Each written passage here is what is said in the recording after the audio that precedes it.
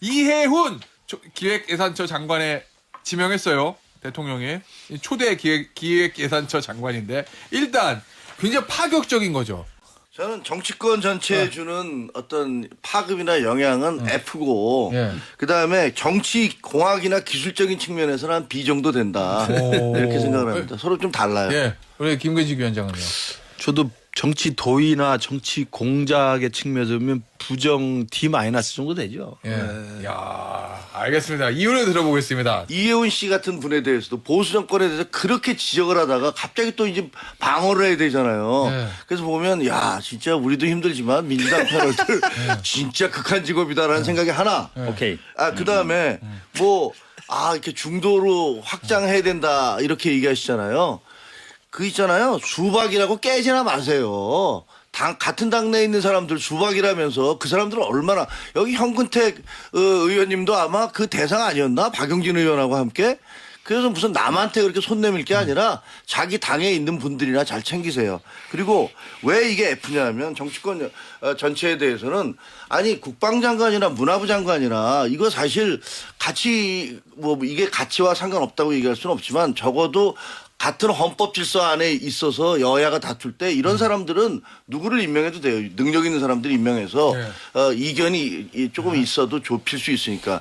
그러나 지금 기획예산처 장관은요. 이거는 한 정부의 재정 준칙의 철학과 관계 있는 거 아닙니까?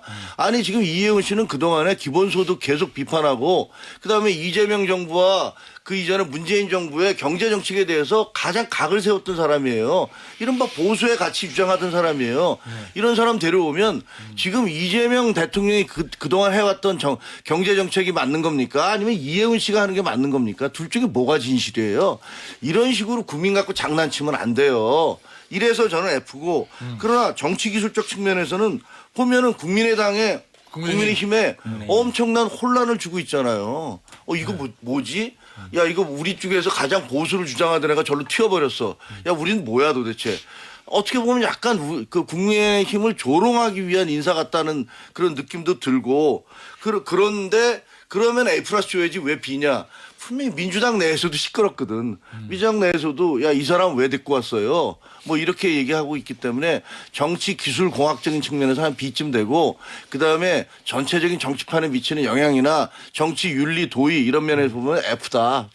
저는 이제 세 가지 측면에서 전부 F라고 보는데 첫 번째는 이제 이해훈 전 의원의 그 정치적 행태. 예. 그러니까 우리가 정치를 하고 있지만 지켜야 될 선이 있고 해서는 안 될 선이 있습니다.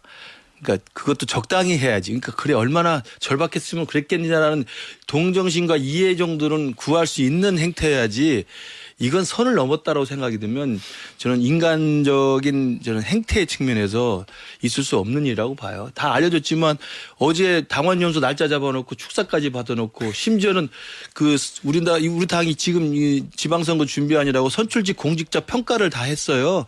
우리 당협위원장이 우리 구청장 다 평가했어요. 그것까지 다 했다는 거 아니에요?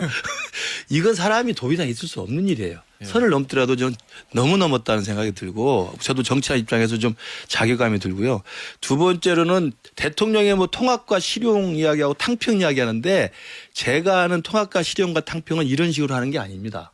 그건 여야가 정치가 복원되고 협치가 정상화되고 그리고 여야 영수회담 정도 해서 대통령이 야당 대표에게 야당을 존중하면서 우리 정말 같이 힘을 합칠 수 있는 거 합칩시다. 좋은 분 있으면 추천해 주세요. 라고 하는 게 협치고 통합이고 실용에 맞는 것이지 이건 그 전날까지도 당협위원장 하던 사람을 그 다음날 아침에 쏙 빼가갖고 우리 당을 자중지장을 몰아가겠다는 정치적 공작 그리고 우리 당을 와해시키겠다는 정치적 분열 외에는 아무도 없잖아요. 그러니까 저는 이걸 통합과 실용으로 아무리 두 분이 포장을 해도 국민들은 다 알 겁니다. 이게 공작이에요, 공작. 세 번째 자괴감이 드는 건 우리 당이 그렇게 당하고 있다는 자괴감이 드는 거예요. 우리 당을 얼마나 우습게 봤으면 우리 당이 얼마나 우습게 보이면 이런 짓거리를 하나. 그래서 우리 당도 반성해야 된다는 생각이 듭니다. 저는 어제도 그래서 어디 방송 가서 분명히 이제 대기실에서 이런 이야기 농담 비슷하게 나오길래 당신들 또 추가적으로 누구 한다고 하면서 농담이라도 이름 부르지 마라. 왜냐하면 이 청취자들은 민감해. 내가 지난주에 민감하게 다 한 거 봤잖아.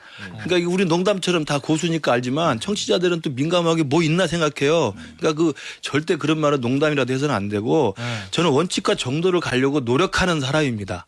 욕을 먹더라도. 제가 환호에 취하지 않고 저는 욕설에 비굴하게 굴복하지 않는 사람인데 어디 제가 통일부 장관 가갖고 이재명을 제가 설득해서 제 뜻대로 데려갈 수 있어요? 제가 설득해서 제 말을 듣는다면 내가 생각해봐. 이재명이 그런 사람입니까? 저는 그래서 이해운 장관도 가봐야 1년짜리 장관하고 결국 총알바지로 희생되고 나올 겁니다. 이재명이 어떤 사람인지 다 알잖아요. 그러니까 저는 그런 면에서 민주당이 말은 포용 뭐 통합 실용 이야기하지만 사실은 자기들에 대한 정책이 만약에 실패했을 경우를 대비해서 보수 측 인사를 데려와서 사실은 총알바지나 이 희생양으로 쓸 저는 의도가 분명히 있다고 봐요. 그러니까 그런 걸 우리가 정확히 정치판에서 알 수 있잖아요. 그런데 뭐하러 그 가서 그런 비굴한 짓을 합니까? 동대문에 출마했다가 송동에 또 공천받아서 아주 이례적인 사례예요. 당으로서는 어떻게 보면 2번이나 수도권에서 공천을 준 거예요.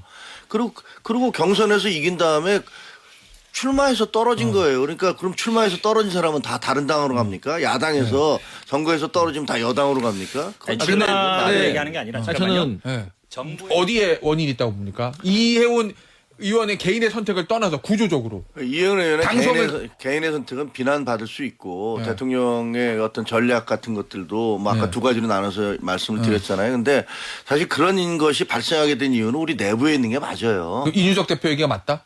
저는 이준석 대표가 맞다고 생각을 해요. 네. 왜냐하면 우리가 계속해서 지금 당성 얘기하잖아요. 네. 근데 정말 이게 모순인 게 뭐냐면 그 장동혁 대표가 말씀하신 당성과 보수의 가치를 따지고 보면 네. 이해운 씨보다 더 맞는 사람이 없어요. 탄핵 반대. 얼마나 당성을 보여줍니까? 얼마나 더 강력하게 그 세이브 코리아에서 가서도 얘기하고 윤석열 돌아오라, 뭐 탄핵 반대, 석방하라. 행사마다 그 추운 겨울에 다니면서 그렇게 외쳤잖아요. 이렇게 더 당성 강한 사람이 있습니까? 그리고 보수의 가치? 아니 보수의 경제 전문가였던 거 아니에요. 네. 그러니까 그쪽에서 얘기하는 장동혁 대표가 얘기하는 보수의 가치나 당성으로 따지면 이해운 씨만한 사람이 찾기 쉽지 않아요. 그리고 이번에 뭐 당무감사 했어요. 근데 그래서 그것도 궁금한 게 당무감사에서 평가 어떻게 받았는지 참 궁금해. 아, 아마 이해운 높은 평가 받았을 겁니다. 예. 예? 근데 그분이 그냥 하루아침에 돌아섰어요. 예. 그러면 지금 장동혁 대표가 얘기하는 당성인이 보수의 가치인이라고 주장하는 것들이 얼마나 허망한 겁니까? 그걸 기준으로 해서 어떤 사람이 진짜로 우리 당에 도움이 된다라고 주장했던 것들 한순간에 다 던져버리고 도망갈 수 있는 거예요. 그러니까 진짜 보수의 가치가 뭐고 정말로 당을 사랑한다는 게 뭔지 당을 그렇게 표면에 보이는 거. 저 아스팔트 집회 나와. 그럼 계속 나오는 게 그게 당성이에요? 그게 자기 공천받거나 그다음에 대가 받으려고 나오는 거 혹시 아닌가? 이런 부분들에 대해서도 당대표 고민해야 됩니다. 저도 아까 제가 자괴감이 든다고 했던 게 이재명 대통령이 저렇게 정치 공작적인 고려를 막 할 수 있게 토양을 만들어준 게 이제 우리 당이 그만큼 우습게 보였다는 생각이 들어요. 그러니까 빈틈이 있으니까 치고 들어오는 거거든요. 근데 그 빈틈은 아까도 계속 이야기했지만 중도까지 민주당이 쳐들어올 정도의 우리가 중도를 내준 거예요.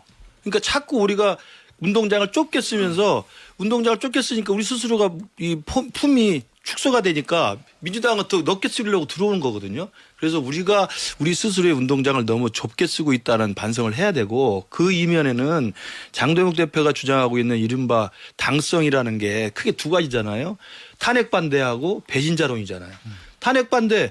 탄핵을 반대하는 것이 대통령에 대한 의리고 우리 당의 당성이라고 하면 윤어게인하고 노선이 같을 수밖에 없잖아요. 그러면 그걸 당성으로 주장하면서 그걸 기준으로 모든 사람을 어떻게 선발하겠다 이야기하면 우리 스스로가 운동장을 그쪽으로 가져올 수밖에 없는 상황이 된단 말이에요. 그러니까 저는 장 대표의 어제 당성 발언은 번지수를 잘못 찾은 데다가 제가 볼 때는 당황한 나머지 인간성을 비판하려다 인간성 비판하려면 좀 미안하니까 당성이라고 말한 것 같아요.